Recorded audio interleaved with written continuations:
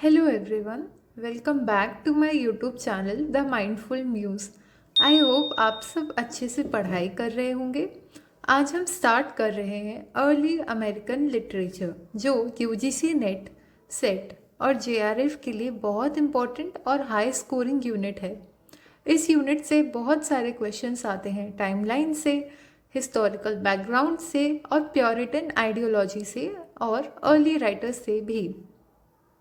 इस वीडियो को सिर्फ सुनना नहीं समझना भी है। चलिए अब स्लाइड 1 स्टार्ट करते हैं जो पूरे अमेरिकन लिटरेचर का बेस है। स्लाइड के टॉप पर लिखा है कॉलोनियल या फिर अर्ली अमेरिकन लिटरेचर जो कि 1607 से 1765 तक चलता है। इसका मतलब है अमेरिकन लिटरेचर का बिगिनिंग फेज, जब अमेरिका अभी ब्रिटिश कॉलोनीज था और इंडिपेंडेंस अभी हुई नहीं थी। 1607 से लेकर 1765 तक का पीरियड हम अर्ली या कॉलोनियल अमेरिकन लिटरेचर के नाम से जानते हैं। This is where American literature actually begins. ये लाइन बहुत इंपॉर्टेंट है। इसका सिंपल सा मतलब है अमेरिकन लिटरेचर यहीं से स्टार्ट होती है।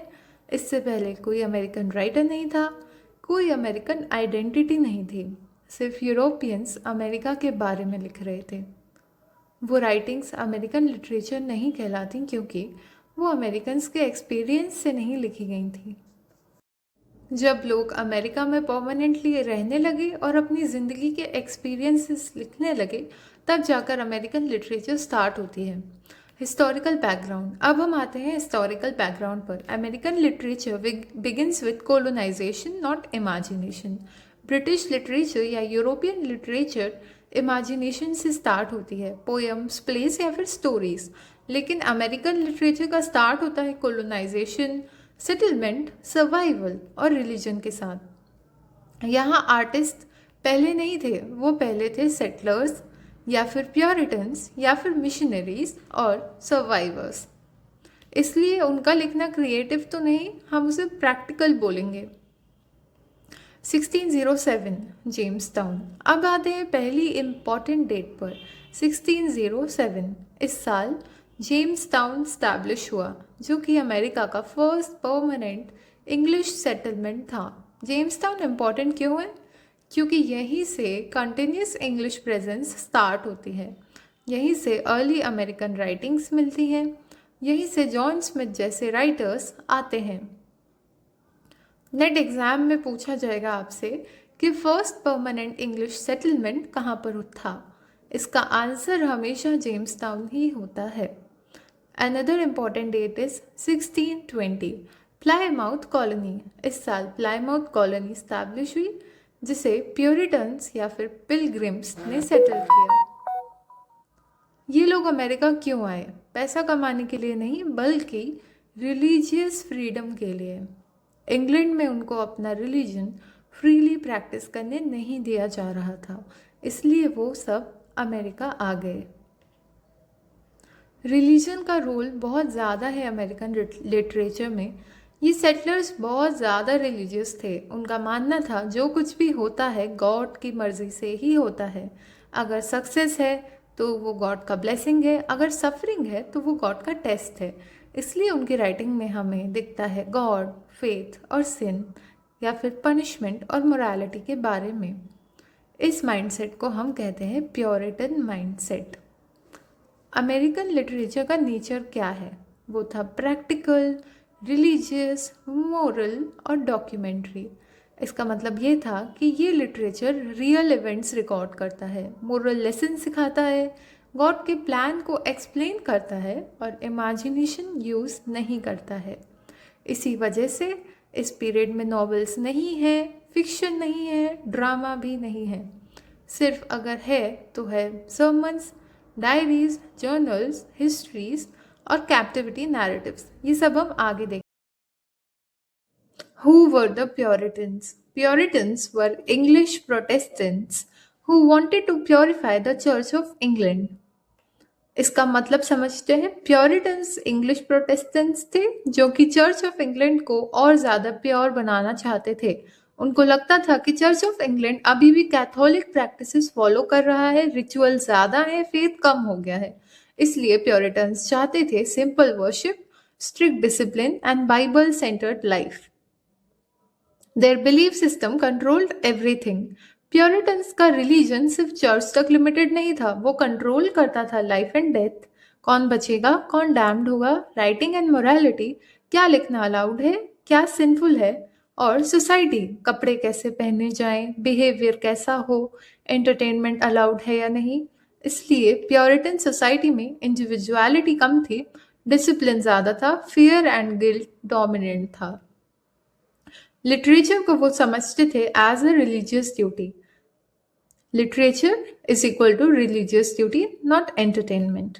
लोग लिखते थे गॉड के लिए, ऑडियंस के लिए नहीं। राइटिंग का पर्पस होता था मोरल लेसन देना, वार्निंग देना और गॉड के प्लान को समझना।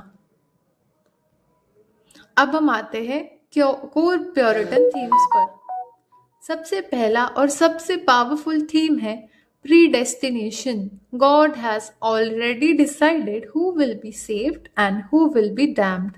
इस डॉक्ट्रिन को कहते हैं predestination. इसका सिंपल मीनिंग ये है कि गॉड ने पहले ही डिसाइड कर लिया है कौन हेवन जाएगा और कौन हेल जाएगा। इंसान अपनी किस्मत चेंज नहीं कर सकता है। Humans can not change their fate. ये लाइन स्टूडेंट्स को कंफ्यूज करती है, लेकिन ये एग्जाम गोल्ड है। प्योरिटन्स के अकॉर्डिंग अच्छे काम करना, चैरिटी देना और मोरल रहना, ये सब कुछ सैल्वेशन गारंटी नहीं करता है। गुड डीड्स सिर्फ ये शो करते हैं कि शायद आप गॉड के चूजन हो, पर कंफर्मेशन कभी नहीं मिलती।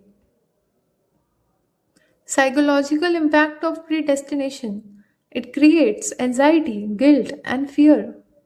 प्रीडेस्टिनेशन का रिजल्ट क्या होता है? लोग हमेशा डाउट में रहते थे, मैं सेव्ड हूँ या नहीं, मैं चूजन हूँ या नहीं। इसलिए प्योरिटन सोसाइटी में anxiety, guilt, fear, self examination, ये सारी चीज़ें बहुत ज़्यादा मिलती हैं। प्योरिटन लिटरेचर का टोन लगता है बहुत ज़्यादा डार्क और बहुत ज़्यादा टेंस्ड। अब आते हैं नेक्स्ट थीम पर, ओरिजिनल सिन। प्योरिटन्स मानते थे कि हर इंसान पैदाइशी सिंफुल होता है। एडम और ईव के ओरिजिनल सिन का बर्डन सब पर होता है। इस बिलीफ का एक शॉकिंग इम्प्लीकेशन था, चिल्ड्रन भी सिंफुल माने जाते थे। इसलिए इनोसेंस का कंसेप्ट वीक हो जाता है, ऑप्टिमिज्म डिस्करेज होता है, ह्यूमन नेचर को फंडामेंटली करप्ट माना जाता है। लिटरेचर में इसका रिजल्ट था कि कैरेक्टर्स कभी आइडियल नहीं होते थे, सेल्फ ब्लेम और गिल्ट कॉमन होता था, परफेक्शन पॉसिबल नहीं होती थी। ये कॉन्सेप्ट बाद में Nathaniel Hawthorne American psychological fiction में क्लियरली दिखाई देता है। Third is providence. ये एग्जाम का फेवरेट वर्ड है। प्रोवाइडेंस का मतलब होता है गॉड हर एक इवेंट को कंट्रोल करता है। प्योरिटन थिंकिंग के अकॉर्डिंग गुड हार्वेस्ट का मतलब होता है गॉड का ब्लेसिंग, इलनेस का मतलब होता है गॉड की वार्निंग और डेथ का मतलब होता है गॉड की पनिशमेंट। यानी कि nothing is accidental, nothing is random. इसका लिटरेरी इम्प्लीकेशन है कि राइटर्स कोइंसिडेंट यूज नहीं करते थे, हर इवेंट को मोरल मीनिंग दिया जाता था। इसलिए प्योरिटन राइटिंग होती है symbolic, didactic and warning oriented. Fourth theme है कोवेनेंट। कोवेनेंट का मतलब होता है agreement between God and people.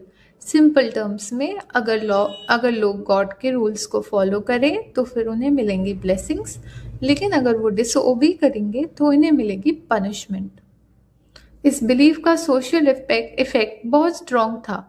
इस सोसाइटी एक मोरल सर्विलेंस सिस्टम बन जाती है। लिटरेचर का काम होता है वार्न करना, डिसिप्लिन करना और रिमाइंड करना। इसी वजह से सर्मन्स पॉपुलर हो गए थे, जेरेमियाड्स पॉपुलर हो गए थे, हम आगे पढ़ेंगे।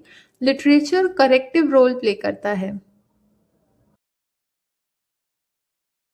सिटी अपॉन अ हिल एक फ्रेज है जो अमेरिका के लिए यूज़ होता है। इसका मीनिंग है अमेरिका को दुनिया के लिए मोरल एग्जाम्पल बनना था। अमेरिका को चूजन लैंड माना गया, लोगों पर मोरल रिस्पॉन्सिबिलिटी थी।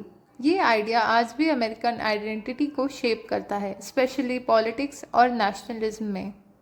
जेरेमियाड एक टाइप का सर्मन होता है। इसमें सोसाइटी की मोरल फेलियर को क्रिटिसाइज किया जाता है, लोगों को वार्निंग दी जाती है, पनिशमेंट का फियर दिखाया जाता है। इसका नाम प्रोफेट जेरेमिया से आता है।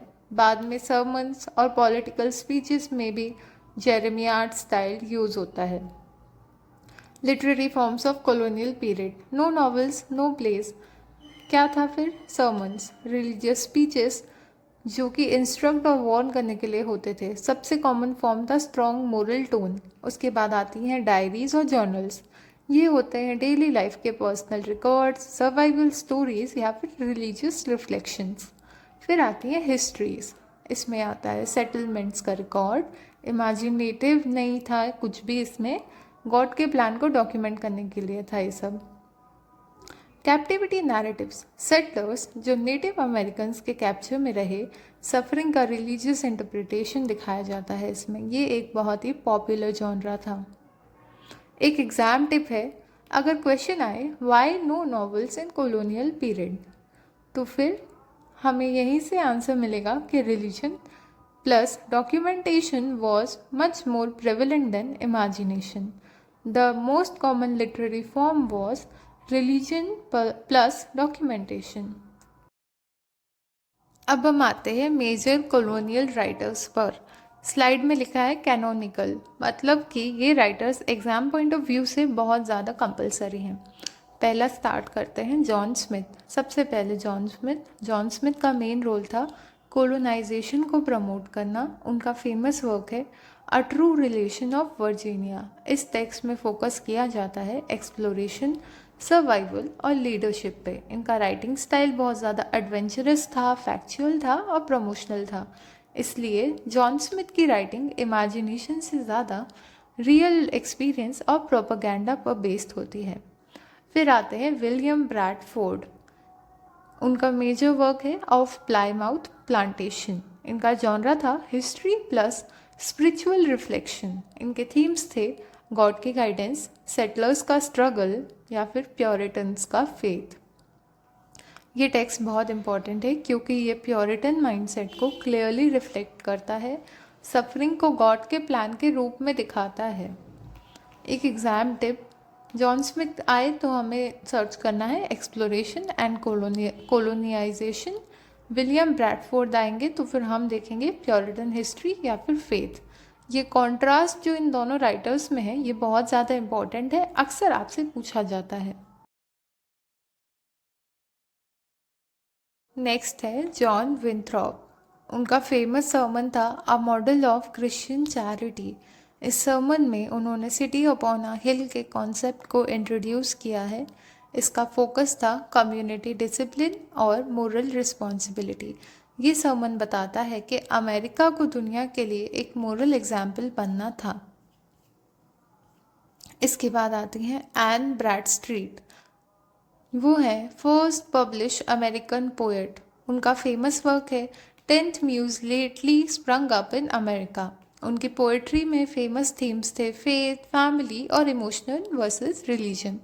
ये इम्पॉर्टेंट है क्योंकि एन ब्रैडस्ट्रीट प्योरिटन सोसाइटी में वुमेन की वॉइस को रिप्रेजेंट करती हैं, पर्सनल इमोशंस को रिलीजियस फ्रेमवर्क के अंडर एक्सप्रेस करती हैं। अब आते हैं जोनाथन एडवर्ड्स जो लेट प्योरिटन फेस से बिलोंग करते हैं। उनका फेमस सर्मन था Sinners in the hands of an angry God. इनका राइटिंग स्टाइल था फियर बेस्ड, इमोशनल और इंटेंस। ये लिखते थे ताकि लोगों के अंदर एक मोरल अवेकनिंग हो, लोगों को सिन और पनिशमेंट का फियर दिखाते थे। ये सर्मन जो था ये जेरेमियाड का एक परफेक्ट एग्जाम्पल है जो कि हमने थोड़ी देर पहले ही डिस्कस करा है। अब आ जाते हैं सेलेम विच ट्रायल्स ऑफ 1692। इसमें क्या हुआ था, ये बहुत बड़ी हिस्ट्री है। 200 से ज़्यादा वुमेन को अक्यूज़ किया गया, 19 वुमेन को पब्लिकली एग्जीक्यूट किया गया। ये ट्रायल शो करते हैं कि प्योरिटन का इंटॉलरेंस कितना था, उनमें फियर ज़्यादा था, सुपरस्टिशन था और पावर था। ये सारी चीज़ें इन्फ्लुएंस करती हैं आने वाले राइटर्स को, जैसे कि नथानियल हॉथॉर्न और American psychological and Gothic literature को। ये एक ट्रांजिशन है फेथ से रीज़न का। मिड 18th सेंचुरी से स्ट्रिक्ट प्योरिटनिज्म वीक हो जाता है, लोग ब्लाइंड फेथ को क्वेश्चन करने लगते हैं। इससे होता है अमेरिकन एनलाइटमेंट और रेवोल्यूशनरी लिटरेचर। ये हम आने वाले लेक्चर्स में कवर करेंगे। कुछ टिप्स हैं, आप याद रखिएगा। एन ब्रैडस्ट्रीट को बोला जाता है वुमेन्स वॉइस और प्योरिटन पोइट्री। विंथ्रॉप ने लिखा था सिटी अपॉन अ हिल।